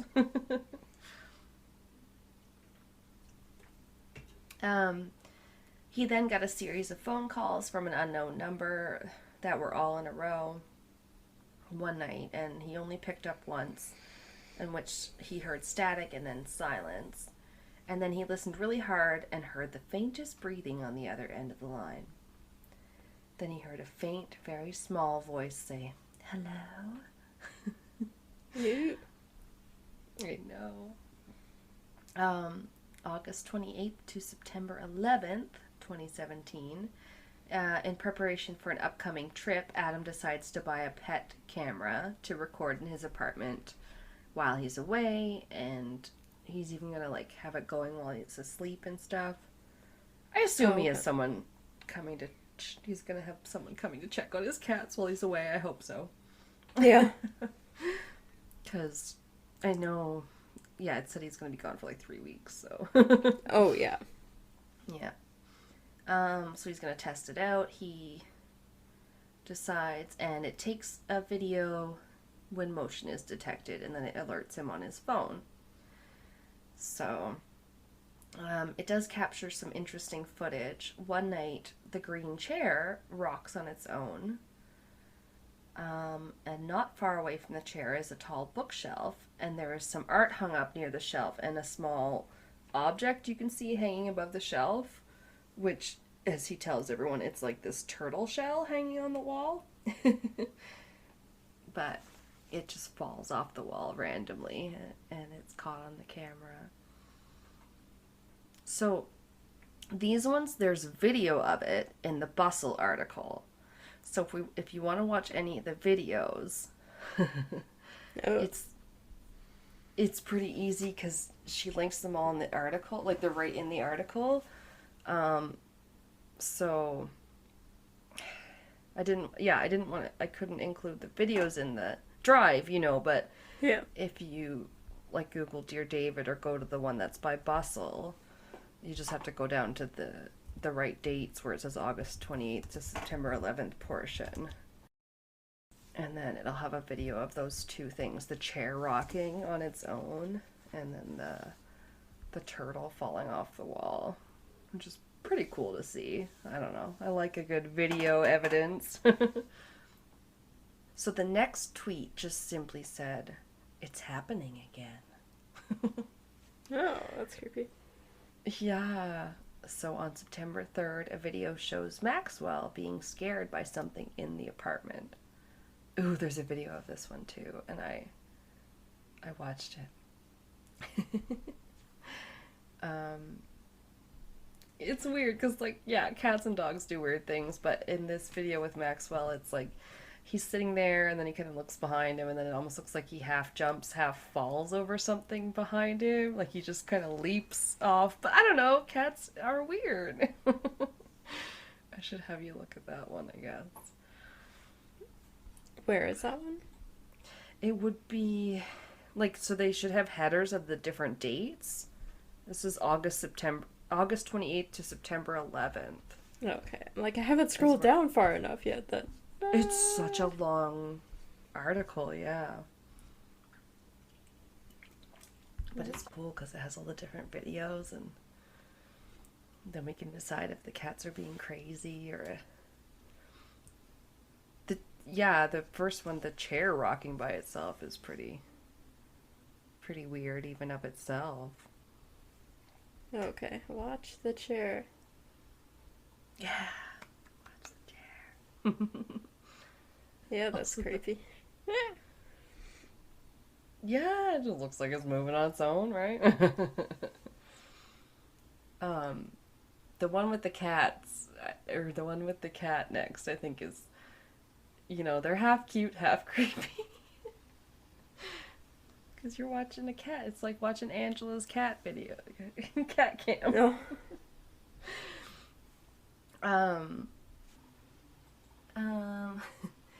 Because then he says that after the cat, Maxwell appears to get startled by something and kind of jump over it.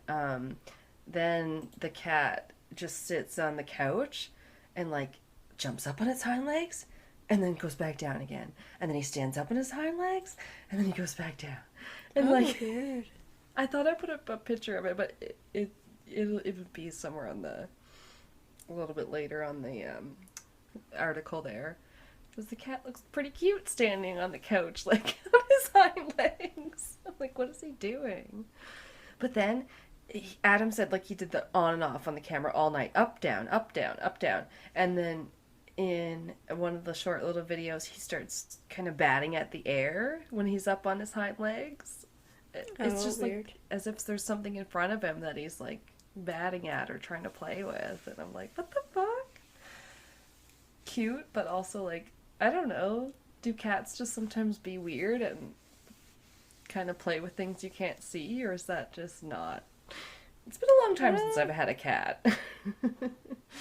The only time Gordo's ever really gone on his hind legs like that is like when he's trying to get my attention. So he'll like do it in front of me. Aww. Yeah. Okay, yeah. And this is like, most of this stuff is when Adam's not there. It's filming, obviously, so weird. Then next, the camera captured a small cactus falling off the same tall bookshelf that the turtle was hanging over, the turtle shell that fell off. So that just like falls off the shelf. And then September 16th, it said, "Nightmares and the Return of the Warehouse" in the article. And then Adam had a dream of a severed head sitting on the pillow next to him, complete with its spine attached. The face of the skull was smiling. Creepy. A rictus grin. And then he said, "What happened to you?" I screamed.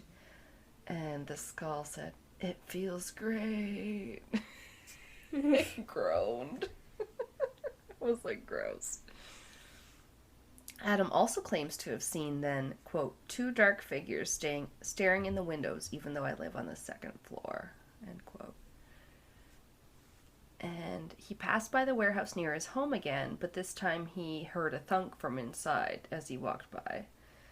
So that creeped him out, and he did what he kind of does best. He held his phone up to a high window, snapped a quick pic, and ran. Yeah. Fair. He loves taking pictures.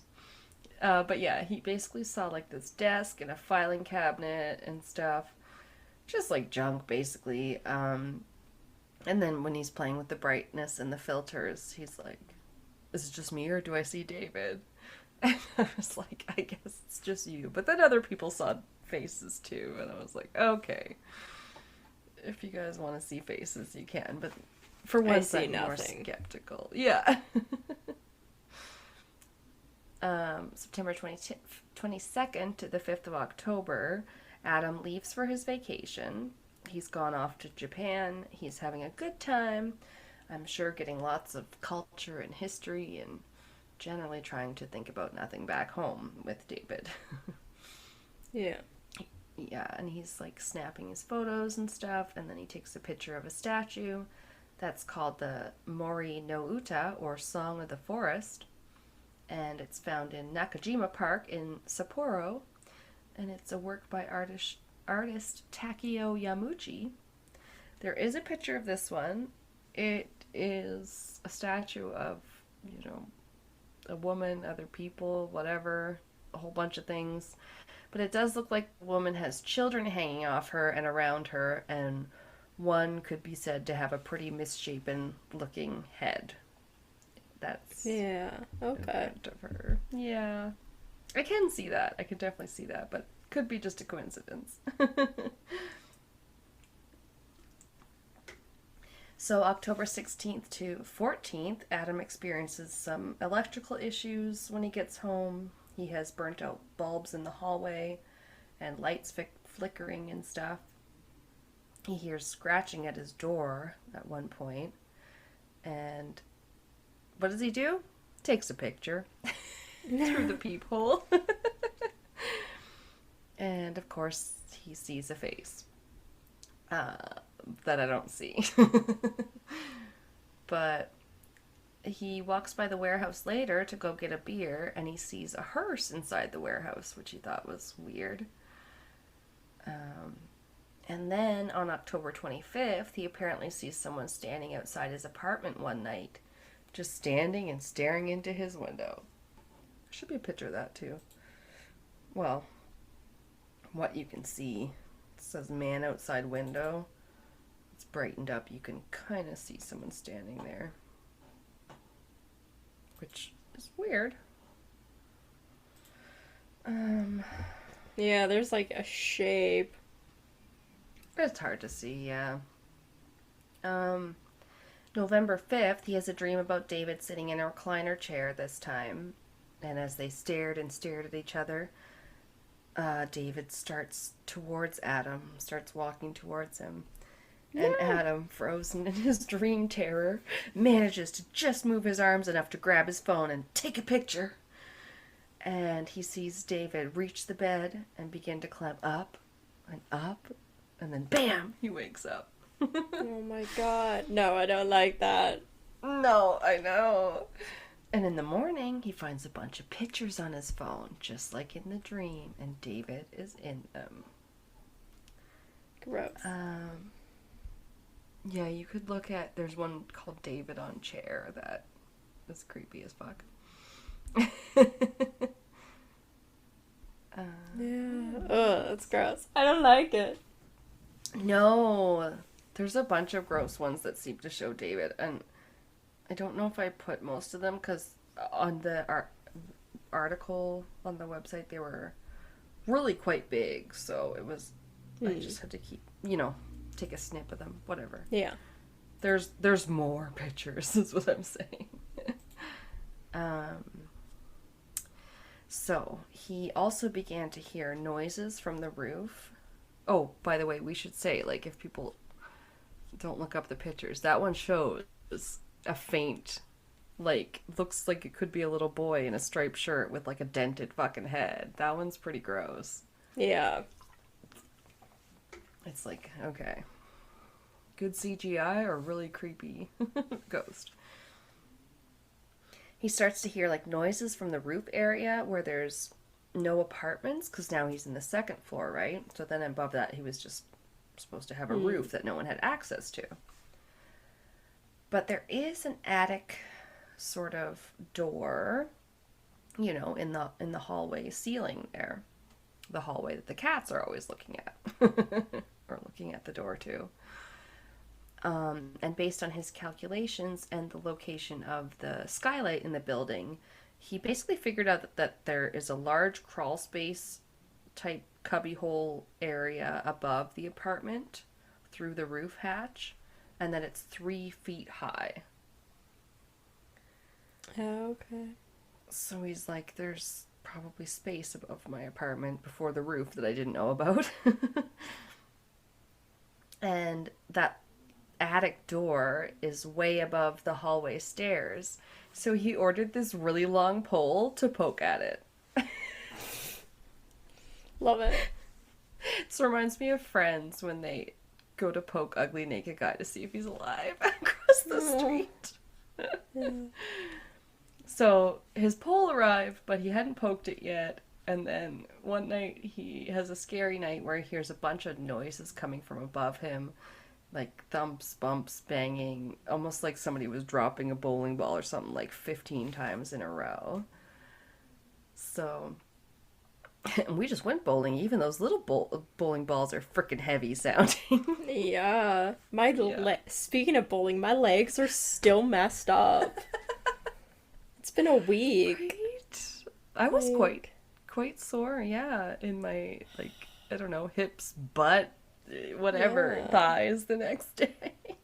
I'm still sore, and I was bending over for something at work, and I think I pulled something in my leg too now. So I'm like, oh, that didn't help.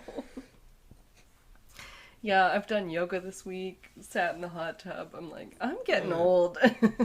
I'm so stiff all the time.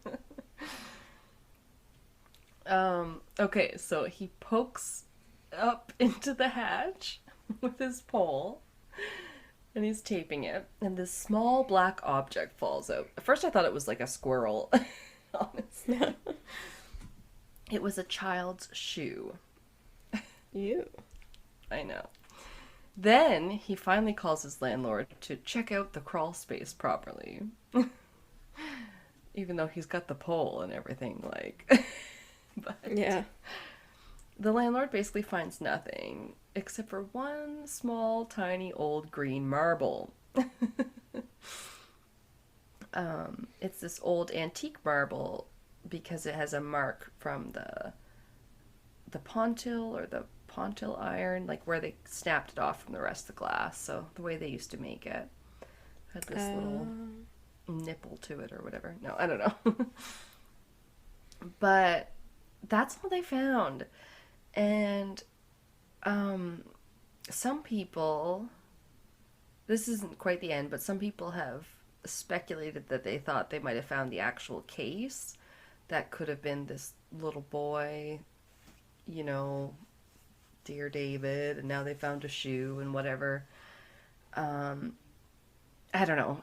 There was a boy killed in 1921. He was dubbed Little Lord Fauntleroy, after a character in a Francis Hodgson Burnett novel. I had heard Little Lord Fauntleroy, but I didn't know what it was from. But this was only just due to his fine clothing, so that was why they called him that. And that's basically the only connection, I guess, was that he was found in fine clothing and leather shoes, just like the shoe that came out of the attic. So he has shoes. So, yeah, I don't know what else makes it the same, because this guy, this poor little dead boy, he was found dead in a pond near oh my god, this is Irish. Loughlin Quarry. Loughlin Quarry. In Waukesha, Wisconsin. So, like, yeah, it's not even in New York State where Adam is. He was killed with a blunt object, and it was a murder. So I don't, again, understand why people attribute it to this case, which was supposed to be an accidental shelf situation. So there was not many more updates that came from Adam's Twitter account until December 6th, when he said that he awoke with a jolt that night, feeling eyes on him, and it kept happening to him night after night. So he got a hold of another app, this one that takes continuous pictures while you slept every 60 seconds, because there's an app for everything. And one picture showed David staring at the ceiling. The next, it just shows him slumped, like kind of boneless, over the chair at the end of the bed. And then in the next picture, he's vanished completely. Then in the next one, he's standing right beside the bed, looking at Adam as he sleeps. And then he's standing on the bed, looking down at Adam in the next one. And then he's looking right at the camera. Ew, creepy. These ones are on the website, even though I don't think I put them all on the drive. It's creepy. Don't like. No, it's like, oh great, this little child's just staring down at you, Children of the Corn style. Yeah. Or Paranormal Activity, that's the one that got me, where she just stands beside the bed, and it's so creepy. So then he goes home for Christmas, December 20th to the 26th. He goes back to Montana, where it's relaxing and peaceful and like snowy and woodsy and just what the doctor ordered, I'm sure. He's feeling good and relaxing until one day he's just doing his thing. He heads to the bathroom, and then bam, he feels the eyes watching him again. So he goes to check it out later, and the house was surrounded by trees and stuff, so he thought it just might be a deer. And he did find some animal tracks there outside the window, so he thought whatever. But then later on, he did see very small, human-like, childlike footprints near the garage, which kind of freaked him out. I don't think there was kids around. And then after that, when he gets home from the period of December 27th to January 2nd, 2018, he kept having dreams of David talking incessantly, like his mouth always moving, but no sounds were coming out. No, creepy. I know, I don't like that. And then he dreamt that David was hovering in the corner, trying to speak to him, hovering, And then in the dream, he plunged into Adam's chest. And there was a picture from the sleep app that seemed to show David superimposed over Adam's sleeping body. It's creepy as fuck.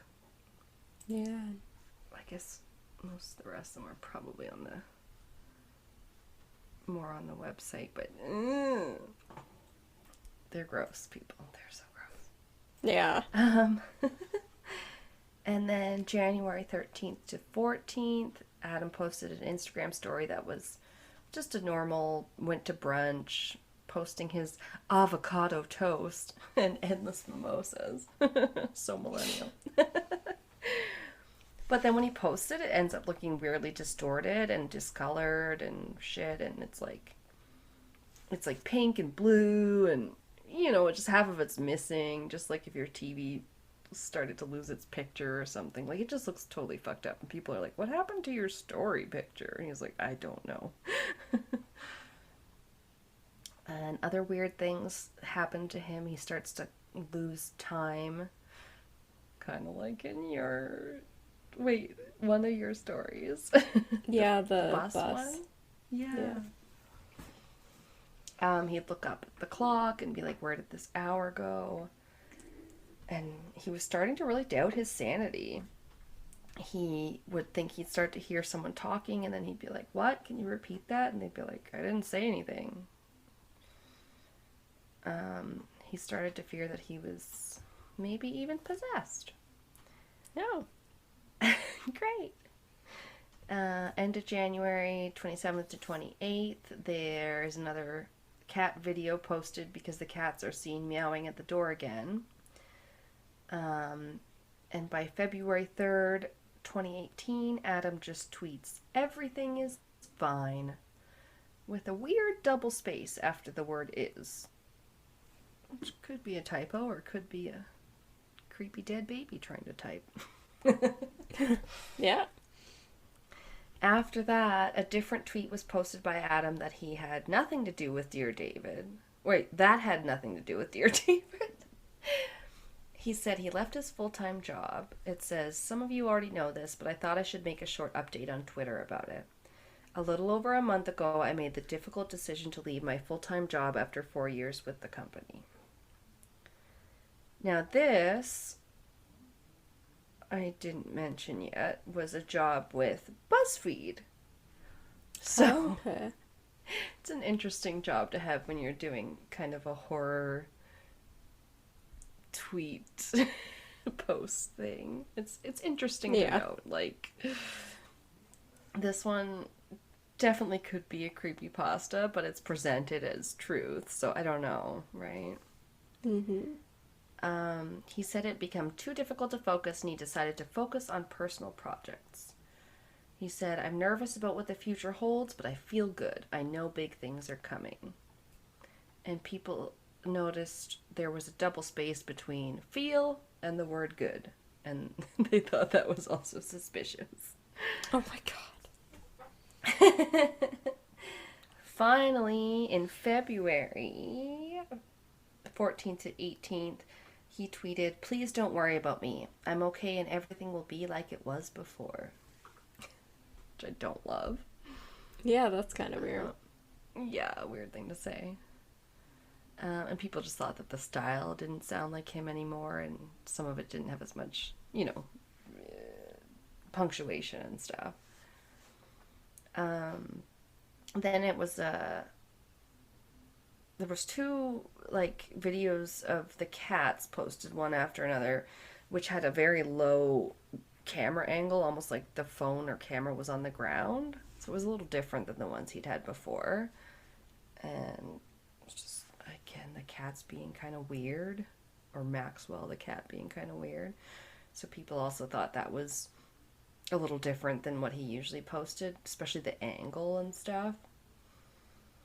And then in March, he just tweeted, I'm doing okay. And then in June, a movie was announced.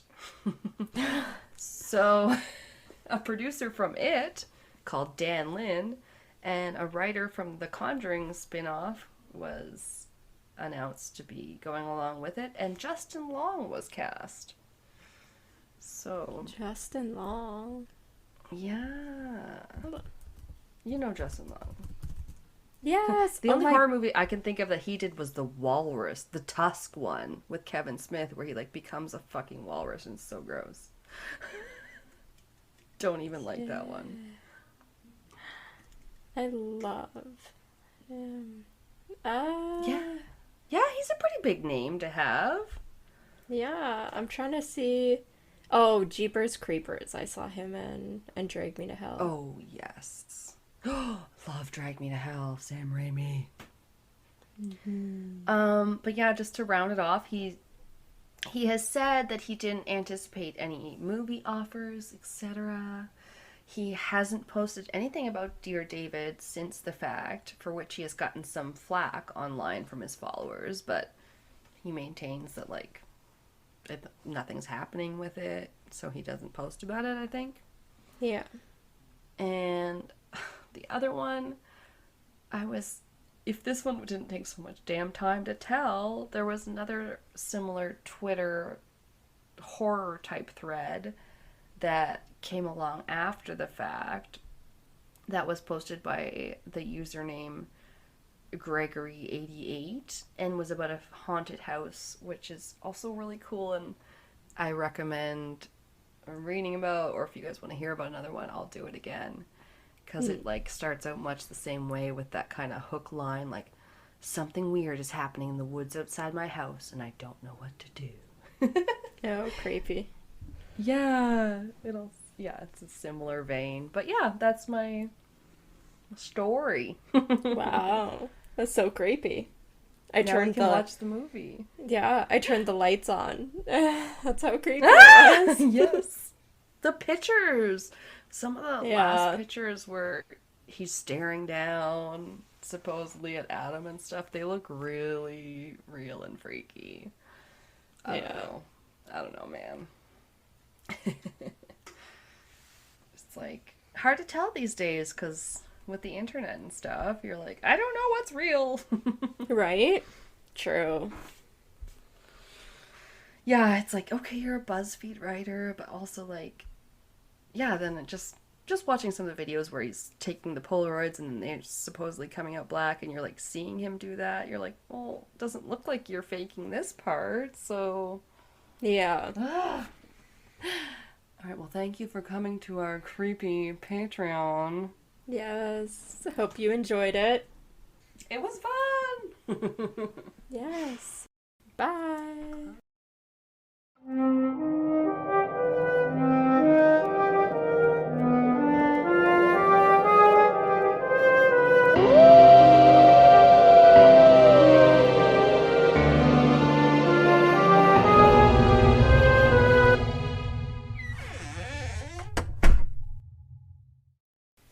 This has been Castles and Cryptids. You can listen to our podcast on Spotify, Apple Podcast, Google Podcast, Anchor, Breaker, Pocket Cast, and our YouTube channel.